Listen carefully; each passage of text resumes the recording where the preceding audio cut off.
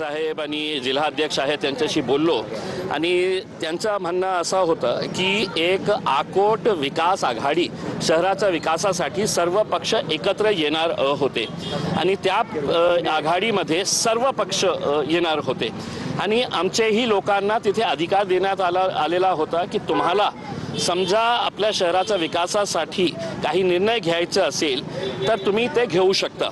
पण याचा अर्थ हे कदापि होऊ शकत नाही की आमची सगळी राजनीती जी आहे ती आमची भारतीय जनता पार्टीच्या विरोधात हे राजनीती आहे आणि आम्ही त्याच्याशी कुठल्याही प्रकारचा तडजोड करणार नाही आहे। आमचे 5 काउन्सिलर्स आकोटमध्ये निवडून आलेले आहे, दुसऱ्या पक्षांचे काही 2 आहे, 1 आहे, 5 आहे, तर असं सगळं मिळून येणार होते। नंतर आम्हाला कळलं की काँग्रेस याच्यातून बाहेर पडली आणि अजून एक दुसरा पक्ष बाहेर पडला।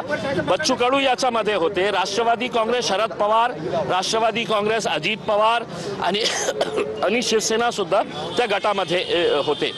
आता ते निर्णय त्यांच्या अधिकारामध्ये त्यांनी घेतलं होतं। जेव्हा हे बातमी मला कळली तर आम्ही त्यांच्याकडून लिखितमध्ये आम्ही अहवाल मागवला आणि तुरंत त्यांना आदेश देण्यात आलेला आहे की त्या आघाडीतून तुम्ही बाहेर पडायचं आहे।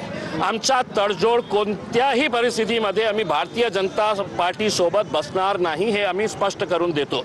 विकास व्हावा विकास नाही व्हावा हे आम्हाला काही हे महत्त्वाचं नाही आहे, पण ज्या पक्षांनी या देशामध्ये काय जाती धर्मामध्ये तेढ निर्माण करण्याचं काम केलेलं आहे त्याच्या सोबत आम्ही बसणार नाही हे स्पष्ट केलेलं आहे। आमच्या 5ही काउन्सिलर्सला आम्ही आदेशित केलेले आहे।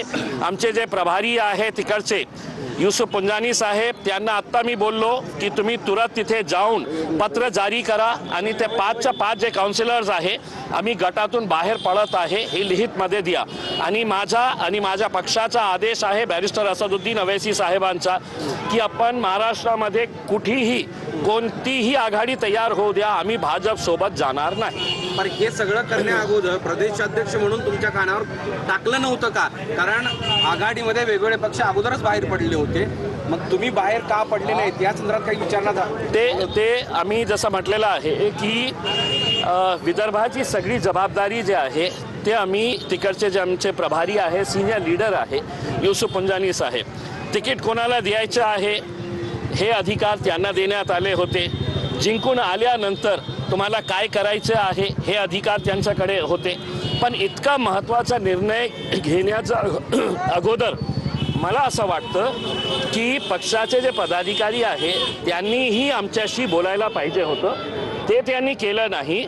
म्हणून त्यांनाही आम्ही प्रश्न विचारलेला आहे, लिखितमध्ये आम्ही अहवाल त्यांच्याकडूनही मागितलेला आहे की हे निर्णय कोणत्या स्तरावर घेण्यात आला होता।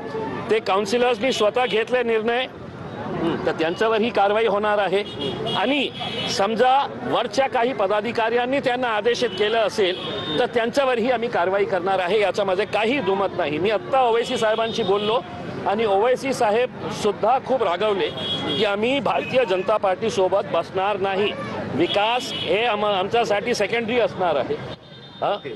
पण प्राथमिकता आमची हे आहे की तुम्हाला कुठे कोणाला जायचे आहे हे तुमचा अधिकार आहे। शरद पवार साहेब सोबत त्यांच्या सोबत गेलेले आहे, बच्चू कडू साहेब त्यांचा प्रहार त्यांच्या सोबत आहे, राष्ट्रवादी त्यांच्या सोबत आहे, पण आम्ही ज्या गटामध्ये भारतीय जनता पार्टी असणार त्या गटामध्ये आम्ही जाणार नाही।